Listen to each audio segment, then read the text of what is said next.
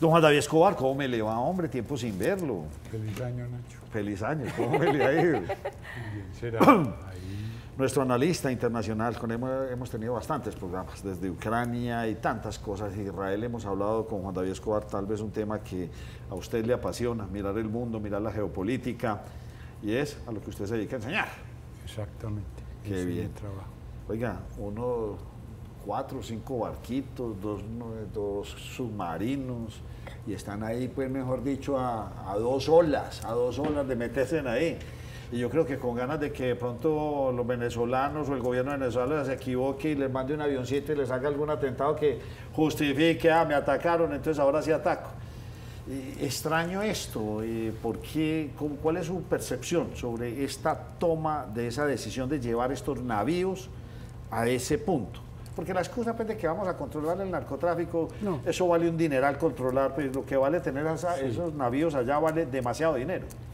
Sí, obviamente pues el tema del narcotráfico es uno de los factores pues, que está involucrado en la situación, pero yo creo que no es el factor, simplemente es tal vez un poco la disculpa, porque si realmente ese desplazamiento y ese operativo fuera por eso, uno diría, pues los barcos, la flota de Estados Unidos debería estar en México, ¿cierto? Pues porque si vamos a mirar los números del problema de la droga, a ver, un número así muy redondo.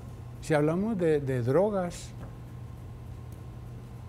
el 70-80% de las drogas que hacen daño en Estados Unidos son metanfetaminas. No es cocaína, no es heroína, ese es otro problema. ¿Listo? Y la mayoría de esas drogas o son una parte considerable en México, incluso yo diría que más el Pacífico que el Atlántico, y miren que no hay ningún desplazamiento en el Atlántico, todo es como si fuera en el Pacífico. Y la frontera de Estados Unidos con México, y la otra que es una cosa que es yo a donde va, yo creo que a migrar finalmente el negocio, y es a la droga sintética, y que es la producción local de droga en Estados Unidos. Entonces, de farmacéuticas reconocidas y tradicionales. Y de microempresas. Sí, o sea, el fentanilo es una cosa, pues yo no voy a dar la fórmula aquí, pero se consigue fácil. Se consigue en una farmacia. Usted consigue unos productos, en el garaje de su casa arma un mini laboratorio y usted monta. Que es el tema de la droga sintética, que si lo quisiéramos es descarnadamente es la solución para el problema de la droga nuestra. El día que las drogas, que va a pasar, se vuelvan sintéticas, nosotros vamos a dejar de ser atractivos. Sí. ¿Por qué? Porque ¿para qué voy a ir yo con una cadena logística bien larga, peligrosa de Sudamérica, si yo puede ser local? Así como se volvió la marihuana. La marihuana era problemática cuando no se producía en Estados Unidos. Hay un analista muy prestigioso, Guy Sorman, que dice que droga es lo que viene de afuera. La marihuana era horrible cuando era de Santa Marta y La Guajira, pero cuando en Oklahoma se puso mejor, se acabó el problema. Buen comentario. El día que la droga sea sintética, nosotros nos vamos a librar. Horrible decirlo, pero nos vamos a librar del asunto, porque ya no vamos a ser necesarios.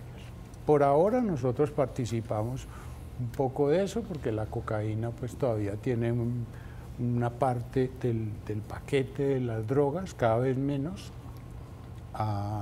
Nosotros somos el suministrador por ahí del 80% de la cocaína, pero digamos que el problema en todo el espectro ya es drogas sintéticas, listo. Y además lo que dije ahorita, si el asunto realmente fuera la droga, yo creo que la droga sale más por el Pacífico que por el Atlántico. Obvio, por ejemplo, el señor Padrino pues no es un hombre muy respetable, pero digamos que como está metido en el negocio, pues tiene más datos que nosotros. Hace unos días salió a decir que el 87% de la cocaína se va por el Pacífico y que Venezuela solamente participa en el 5%. Yo no voy a decir si la cifra es correcta o no, pues porque no tengo forma de comprobarlo, pero es probable que esté pasando más cocaína por el Pacífico, y la coca que se siembra y se produce en la región amazónica de Perú, Colombia, Brasil, Venezuela, por ahí el 50% se va para Brasil. O sea que la flota debería estar también en Brasil. Pero esa es la droga que tiene más destino africano y europeo. Entonces, lo de la droga es cierto, pero no es la razón. Porque si la prioridad fuera evitar el problema de la droga, repito, tendría que estar la flota de Estados Unidos del Pacífico y del Atlántico al lado de México. Sí. Y en la frontera, no dejando pasar nada o tapando túneles, pues que hay muchos. Entonces no es eso. Yo creo que hay una necesidad más política del presidente Trump, que tiene una coyuntura muy difícil, Nacho, y es que llegó a la presidencia planteando unas cosas y en política exterior unas muy específicas y no le ha salido nada. O sea, dijo que iba a resolver el problema de Ucrania en 24 horas, no le salió. Lo de Irán, pues sí tiraron una bomba, pero el programa nuclear iraní no está muerto. Entonces, yo creo que él necesita un éxito tangible, rápido y más fácil que atajar a Putin o acabar con Irán. Entonces, además en su propio territorio, en su barrio, sí, que entonces, se le está desconfigurando. Entonces digamos que es, como dicen, los mangos bajitos. Sí. Es un mango más bajito tener alguna cosa visible en Venezuela que resolver el problema de Ucrania o de Irán o de China o lo que sea. Entonces, yo creo que va más por ahí. Yo le tengo una pregunta ahí. ¿Qué tanto influye en esto estas dos personas, Bernie Moreno y Marco Rubio? Porque sí conocen, sí sienten. Claro. Bernie Moreno sabemos que tiene conexión directa con él. Y Marco Rubio también. ¿Estará conociendo el territorio, estarán influyendo en estas decisiones? Claro que sí. Y están hablando muy duro. Sí, o sea, el presidente Trump es un hombre muy llevado de su parecer, tiene un gabinete muy dócil, incluso es de los peores gabinetes en términos de capacitación de hace mucho tiempo en Estados Unidos. Sin embargo, Rubio es una persona de confianza porque creo que tiene como 4 cargos. Cada vez que hay uno que renuncia, a él le dicen y además coja esto. O sea, lo que diga Marco Rubio es muy importante. ¿Cómo se puede ver eso? El hecho de que Estados Unidos haya decretado que estos grupos ya no eran narcotraficantes, sino narcoterroristas, los convierte en un objetivo de seguridad nacional. Ya antes era un problema, digamos, que de salud pública y ahora es seguridad nacional. Esas son las pistas de que ellos quieren hacer algo en Venezuela, porque si no lo hubieran hecho y siguen siendo simplemente declarados como grupos narcotraficantes, no hay ninguna justificación para una intervención internacional. Pero cuando es narcoterrorismo, la legislación y la política de Estados Unidos acepta que si es un problema de seguridad nacional, los Estados Unidos tienen la obligación y el derecho de intervenir en cualquier parte del mundo. Okay. Entonces eso es lo que estamos viendo. Primero se declaran grupos narcoterroristas, a este señor le suben la recompensa y lo declaran narcoterrorista y un problema para la seguridad nacional de Estados Unidos, y unas semanas después anuncias que van a ir unos barcos. Pero ahí hay unas barreras importantes y unos hitos que se empiezan a desarrollar, porque uno cuando empieza a ver desde el derecho internacional, y que es lo que de pronto empieza a animar un poco a la gente en los Estados Unidos, que es un tema también de la percepción de los que están al interior de los Estados Unidos y la comunidad latina grande en Florida, que venía de una herencia de Marco Rubio y que votaron por Trump y que le dieron el triunfo a Trump, que es una gran comunidad latina en todos los Estados Unidos, empiezan a ver estos movimientos también como ese pago que empieza a dar la política norteamericana, Donald Trump, frente a la necesidad que existía desde muchísimos años atrás, donde se venían, digamos, prometiendo decisiones que fueran en torno a lo que podría llegar a pasar con Venezuela. Entonces ahí hay 2 hitos muy importantes. Primero, el hito de declarar a los narcoterroristas. Ese hito es muy importante porque también ese hito convierte la posibilidad de una eventual agresión, no como si yo estuviera agrediendo a un Estado. Y ese hito es muy importante, porque yo ya no estoy agrediendo al Estado venezolano, yo estoy agrediendo a un narcoterrorista que está usurpando un poder dentro de los Estados Unidos. Y el segundo hito es subir esa recompensa, porque si uno mira hay una foto, no sé si han visto ese meme que ha salido estos días, que es un poco divertido, donde está Padrino, está Maduro y está Diosdado Cabello, y dicen, este equipo vale más que el Real Madrid, ¿cierto? Entonces es muy interesante también cómo la política internacional de los Estados Unidos, con los errores que puede cometer Trump, incluso con los errores que puede cometer Marco Rubio, cómo empiezan a tener esos hitos y cómo esos hitos empiezan a hilar. Y ese gran cúmulo de decisiones también se empieza a preguntar uno, y obviamente lo que preguntaría, digamos, el normal de las personas que quieren, porque eso es una pregunta muy interesante, ¿quiénes quieren una intervención militar? Y yo creo que si uno hace una encuesta, no sé, en esta mesa o en muchas otras partes, uno puede decir quiénes quieren una intervención militar, y seguramente va a ganar el deseo de la intervención militar. Juan, ¿qué tanto puede desestabilizar la región Venezuela? Para ya volver a ser un objetivo de ese estilo. Porque Cuba se quedó en el limbo. Nicaragua, eso pues, ese par de hechiceros allá, pues eso no, nada. Pero Venezuela, ¿qué tanto puede desequilibrar la región? Pues es que si fuera un asunto nuevo, que decimos Venezuela se volvió una narcodictadura en enero, uno diría sí. Pero es que el hecho de que en Venezuela haya una narcodictadura, eso tenemos 20 años de eso, o sea, no es un evento súbito. O sea, que los daños y los riesgos de Venezuela en su condición ya hacen parte del paisaje de la política que tenemos, ¿cierto?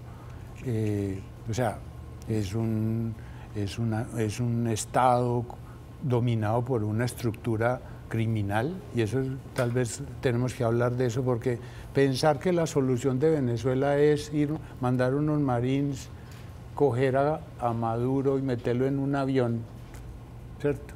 Que es como lo que la gente está diciendo, que va a haber una operación militar, tal. Obviamente sería bueno, a mí no me chocaría, supongo que a ninguno, pero no es una solución real, porque es que no es un problema de Maduro. Maduro es tal vez el más insignificante de la estructura, ¿cierto? Es una estructura criminal, narcotraficante y de muchos tipos de crímenes, que se apoderó del Estado, de todas las instituciones. Entonces usted saca a Maduro y ¿qué pasa? Queda Diosdado y queda el general Padrino y quedan todos los carteles que están ahí y queda la influencia de Sinaloa y de Hezbollah y de Irán. No, es una operación, de verdad, si lo que quisiéramos y todos lo queremos por el beneficio del país hermano, que no se merece lo que le está pasando, es una operación muy grande, Nacho. Entonces, yo no puedo decir, porque uno finalmente como analista uno no puede descartar ninguna, uno tiene que considerar todos los escenarios posibles, pero no puede ser irresponsable cuando uno intenta ser serio. Entonces yo no puedo descartar una operación quirúrgica que van allá y cojan a Maduro y lo metan a un avión, eso no se puede descartar, pero en términos de solución, ¿verdad?, es muy mala solución. Pero entonces, venga, yo le hago una pregunta para que le doy paso a Andrea y a José Gil. ¿O será que se prendieron las alarmas en Estados Unidos cuando se habló de esta zona binacional, cuando ya Petro empieza a tener y a decir otras cosas, se prendieron las alertas y dijeron, es que esto ya va a empezar a irse para uno de mis principales socios durante toda la historia?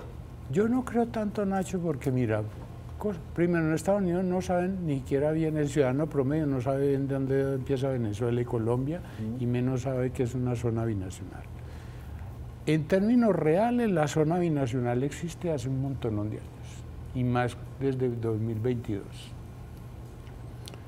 Esa cosa que salió Maduro a decir era simplemente un proyecto para formalizar una cosa que era real, que la frontera no la manda Colombia, y que son los grupos criminales que están en Colombia y en Venezuela los que mandan ahí. Digamos que era como institucionalizar, que el general, que Diosdado Cabello era el gobernador de la frontera. Eso era como para ponerle un papel que diga usted el gobernador de la frontera. Entonces el estadounidense no se mete en eso porque ya sabe que la frontera no existe y que eso está lleno de bandidos y que es un corredor de criminales. O sea, Estados Unidos no se va a alterar por eso. Yo creo simplemente que el presidente Trump quiere dar algún golpe de opinión y a mi juicio, con que pueda ser porque estamos tratando con gente que reacciona muy violentamente y no siempre racionalmente, pues yo no puedo descartar a mí un operativo, pero repito, el operativo así como, es que yo sé que el tiempo ha pasado y los instrumentos han mejorado, pero mire, acordémonos de Noriega en Panamá, que a veces sí fueron por él a cogerlo, ¿cierto? Esa operación fue de 22.000 efectivos y Panamá es la 12ª parte del territorio de Venezuela. O sea, que una operación de ese tipo en Venezuela no se hace con 4.000 marines, si todos son marines de los que dijeron, más los supuestos 487 que llegaron hace este fin de semana a la Guyana, pero con eso uno no se coge el país. O sea, entonces, ¿para mí qué es? Además, Nacho, porque es que si uno va a hacer una invasión, uno le avisa al tío, le dice, te voy a invadir dentro de 3 semanas y estos son los barcos que voy a usar. A ver, pues... Pero, Andrea, entonces, y José después. Entonces, ¿eso es qué? Para mí es, mire, con el elemento clave, cuando hay una dictadura en todos los países en la historia, hay un actor que es el que define si entramos en dictadura o no. Son las fuerzas militares. Las fuerzas militares son siempre la frontera. Hombre, que hay una revuelta y hay una protesta colectiva y que la gente sale a tirar piedra y todo eso. Eso puede crecer. Si crece mucho, la legislación dice, fuerzas militares, ustedes están encargadas de ponerle un tope. Si las fuerzas militares o no pueden o no quieren, simplemente abren la puerta y la protesta se vuelve un golpe de Estado. O sea, las fuerzas militares terminan siendo el límite. Entonces, para mí, ¿cuál es el problema? O el factor clave es el general Padrino. El general Padrino es el que decide qué va a pasar. Yo no puedo dar el nombre, pero con el general Padrino vienen negociando, que yo me acuerde, más de 10 años. ¿Quién?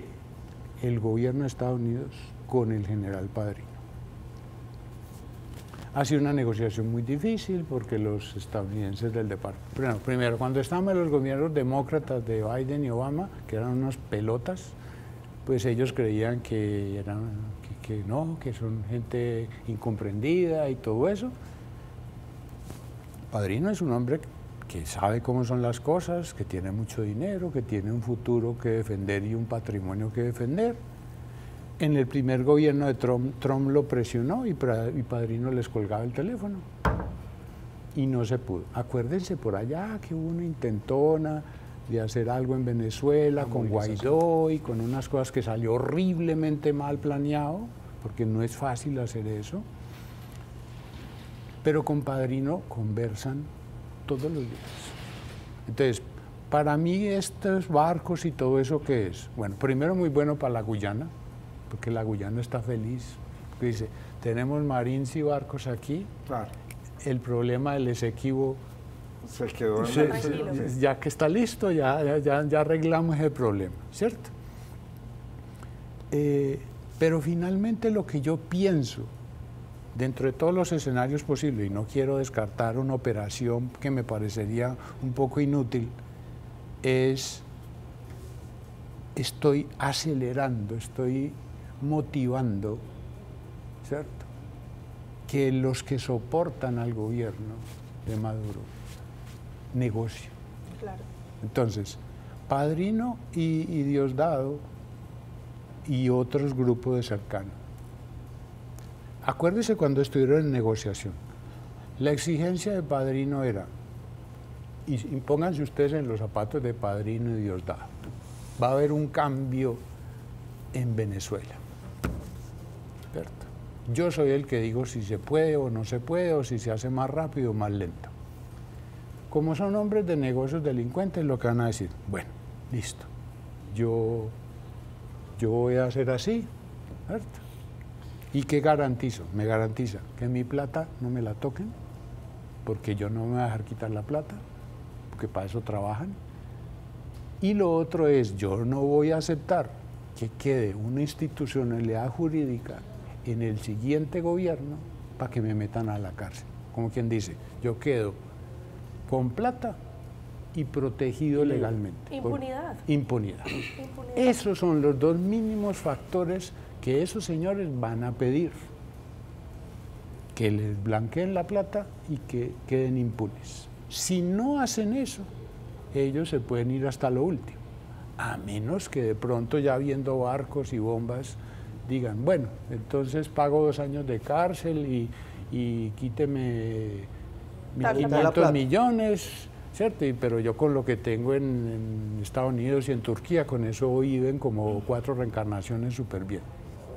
Entonces, yo creo que ese despliegue de cosas es simplemente un poco para decir, no como hacen los demócratas, que decir, ay, sean buenitos para que no los castigue el niño Dios esta noche, sino va a haber cositas malucas y entonces, o sea, es como toda la vida es motivación, Nacho. Andrea, José y Mariana. Porque Vamos en ese orden que me va levantando la mano aquí todo. Y por último aquí, don Juan. Porque entre otras cosas, profe, usted lo decía, él necesita tener un resultado, él necesita mostrar algo y creería uno que esa presión para la negociación es lo que se está dando. Me voy entonces a otra pregunta. Llamar narcoterrorista al Cartel de los Soles, entre otras cosas, Cartel de los Soles absolutamente negado por el presidente Gustavo Petro, negado de tajo por el presidente Gustavo Petro, que nos causó otra tensión, no le voy a abrir esa puerta. Pero ¿cómo se entiende que se le considera? Que uno no puede hablar mal del patrón. Pero sí, perdón que le interrumpa. Pero es la declaración puntual. ¿Cómo se entiende que se le llame grupo narcoterrorista al Grupo de los Soles y no al ELN, a las FARC y a las disidencias de las FARC acá en Colombia?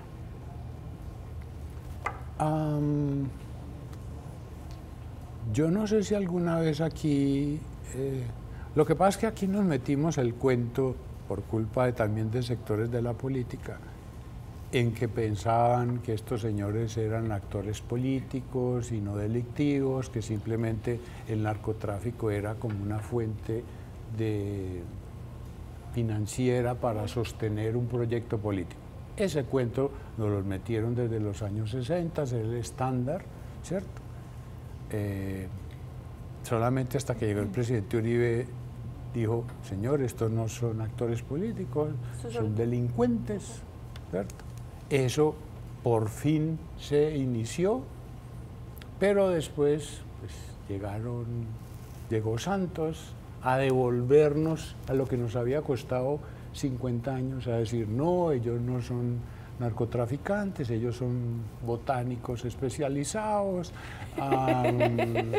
y lo que quieren es un proyecto político, y entonces les lavó la cara, hicieron el lavado de dinero más grande de la historia de Colombia, y hoy hay senadores que ganan, no se gana que 48 millones. ¿Cierto? Pero como dije yo aquí en otro programa, esos cabecillas resolvieron el problema, ya no querían estar más en la cárcel con zancudos y culebras. Ellos resolvieron el problema para el resto de su vida, van a quedar jubilados, van a quedar con seguridad pagada por nosotros. El problema era que era un cartel narcotraficante donde los cabecillas se convirtieron en actores políticos falsos, limpiaron su imagen, pero los otros que estaban metidos en el negocio de la droga dijeron, ¿y nosotros qué? Entonces siguieron en la droga, lo que eran siempre, un cartel. Acuerde de Santrich, no, yo soy actor político, y después lo cogen negociando 10 toneladas de cocaína. Son narcotraficantes. Entonces en Colombia, por ese cuento de que tenemos que lograr la paz, que confundimos la paz con el apaciguamiento, a nosotros nos ha faltado cojones para decir, estos señores son terroristas, porque es que nosotros le ponemos nombres bonitos a las cosas. En el 21 dijimos que el estallido social, carajo, eso fue un intento de golpe de Estado. Fue una toma terrorista del país, acordémonos por Dios lo que pasó. Pero a nosotros nos da susto decir esas palabras. Y al presidente Trump no le da susto decir eso. Pero el presidente Gustavo Petro ya lo dijo, son narcotraficantes. Pero sí, están haciendo actos de terrorismo. Entonces, ¿qué falta para que sean narcoterroristas? Porque cuando yo... Es que yo no puedo decir eso por seguridad, pero yo no puedo... Primero, el presidente Petro es un drogadicto. Entonces, el hecho que diga que ellos son drogadictos, pues no se puede negar ni siquiera a él, pero a él eso no le parece mal. Primero dejemos eso claro. Cuando él dice que son traficantes de drogas, para él eso no es una cosa, digamos, problemática. Y fuera de eso, una palabra que no me metan a la cárcel.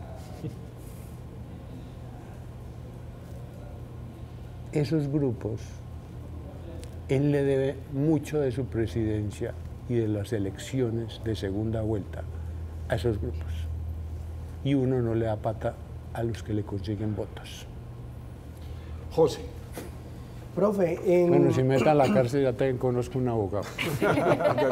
Aquí al doctor Juan Cabal. Profe, en esta decisión de movilizar tropa, barcos y demás a la frontera con Venezuela de los Estados Unidos, ¿qué tanto tuvo que ver la reunión pasada o la cumbre de Trump y el señor Putin en Alaska? El problema con esto es que es una operación toda rara, es como grisosa. Primero, como dije ahora, uno no avisa una invasión. Entonces es una invasión como medio anunciada, con información que sí, que 3 barcos, que 4 barcos, que la tormenta Eri hizo devolver unos barcos a Carolina del Norte y ahora están otra vez. Supuestamente van a salir otros 3 que llegan la semana entrante, que esos no estaban en el listado, ¿cierto? Pues lo que hoy es que eso no es como demasiada casualidad.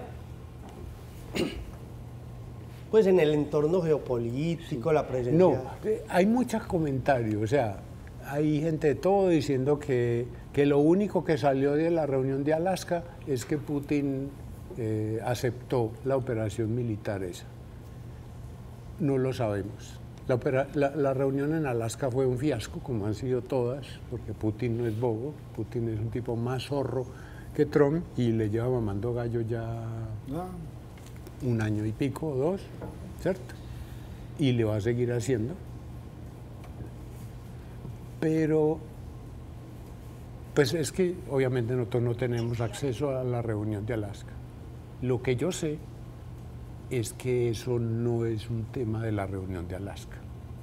Además porque Putin en este momento tiene un chicharrón enorme. Que no puede mirar para este lado. Él no se quiere, eso no se va a poner a mirar para acá, ¿cierto?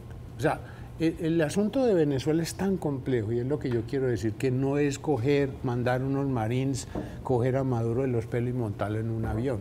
Ahí hay un montonón de gente que hay que resolverle.